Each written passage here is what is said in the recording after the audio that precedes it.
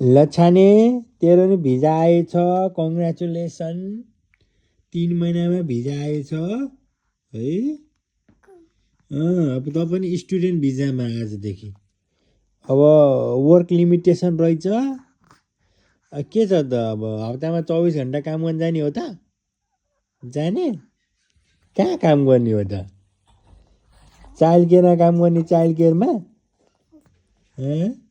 अरू बेबीहरूलाई हेर्दा कसो होला त 24 आवर म गर्छु 24 आवर मम्मी गर्छ 24 आवर यसको भिजा आयो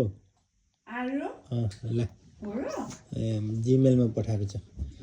अब यसको नि वर्क लिमिटेसन रहेछ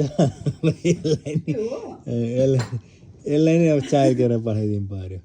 अरू बेबीको न्यापी चेन्ज गर्ने बुबु खानिदिने बर्फ गराइदिने हुन्छ हुन्छ भाषे ए गर्ने हो काम गर्ने हो डलर आउँछ डलर ए के छ अनि तँलाई डाइपर किन्नु पैसा चाहिएन के छ काम गर्ने कि नगर्ने